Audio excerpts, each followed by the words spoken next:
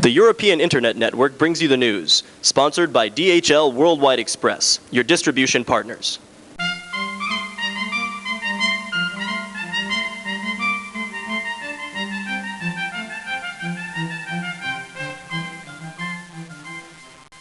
Hey, I'm Deirdre Brennan, and here are some of the stories we're following for Wednesday, June 17th. The Hong Kong Standard apologizes for causing market concern. Washington remains concerned over China's nuclear non-proliferation record. And China says it is opposed to military intervention in Kosovo. The Hong Kong Standard on Wednesday apologized for a report which caused nervousness over a possible devaluation of the Chinese currency. The English-language daily had published comments by the Chinese Vice Prime Minister saying China, quote, would be in a very difficult situation if the Japanese yen continued to fall. Some traders in Shanghai interpreted the comments as meaning Beijing was considering devaluing the yuan. U.S. Secretary of State Madeleine Albright acknowledged on Tuesday that Washington was still concerned over China's commitment to international nuclear non-proliferation.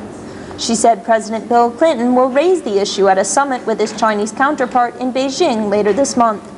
Nevertheless, she said, the United States strongly believes there has been a sea of change in Beijing's behavior towards the transfer of sensitive nuclear missile and technology equipment.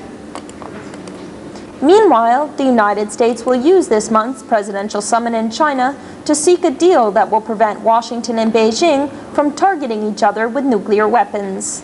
White House spokesman Mike McCurry says the U.S. wants a nuclear de-targeting deal modeled on the one announced by Clinton and Russian President Boris Yeltsin in 1994. He says the idea is to enhance security and contribute to Sino-American confidence building. China on Tuesday said it is opposed to military action to resolve the crisis in the Serbian province of Kosovo and urged the concerned parties to solve the crisis through political dialogue. A foreign ministry spokesman says Beijing supports the efforts of the Yugoslav and Serbian leaderships to resolve the crisis, but that foreign interference would be a violation of internal sovereignty.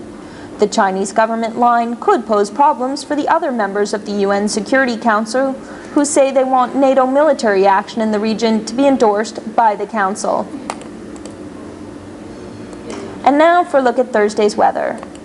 Expect rain in Beijing. Daytime highs will reach the low 80s with overnight lows in the upper 50s. Shanghai will see showers and thunderstorms. Highs will reach around 80 with an overnight low in the mid-60s. Expect showers and thunderstorms in Hong Kong. Highs will reach the mid to upper 80s with overnight...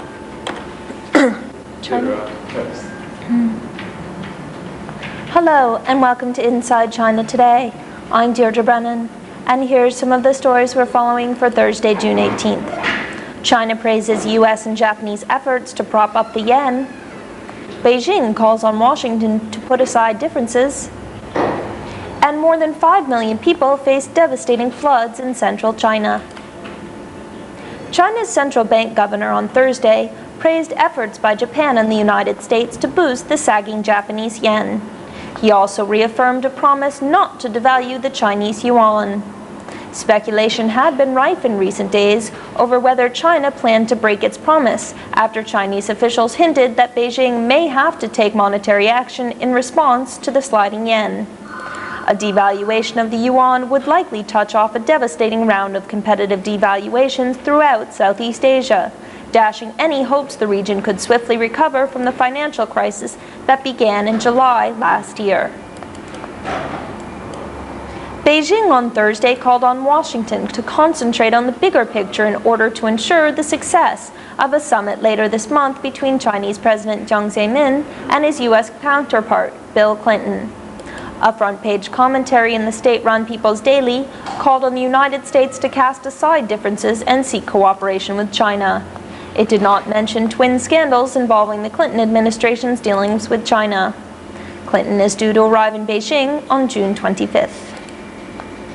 Meanwhile, Tibet's exiled spiritual leader, the Dalai Lama, expects President Clinton to raise the issue of Tibetan autonomy during his talks with Chinese leaders. Although he doubts any major change will result from the talks, he says Tibetans must continually encourage dialogue with Beijing. Water levels in the major rivers of China's central Hunan province are reaching dangerous levels as torrential rains continue to batter the region. Soldiers and civilians are working to reinforce dikes and dams, and about 5 million people are preparing themselves for more flooding. Heavy rains over the past week have destroyed crops, washed away houses, and damaged infrastructure in 10 cities. A report by the state-run news agency says more rain is expected in a few days. And now for a look at Friday's weather. Expect clouds and rain in Beijing. Daytime highs will reach the low 80s with overnight lows in the upper 50s. Shanghai will see showers and thunderstorms. Highs will reach around 80 with overnight lows in the mid-60s. Expect showers and thunderstorms in Hong Kong. Highs will reach the mid to upper 80s with overnight lows in the upper 70s. There will be showers in Taipei. Highs will reach the mid-80s with overnight lows in the upper 70s. And that's Inside China Today. For the European Internet Network, this is Deirdre Brennan.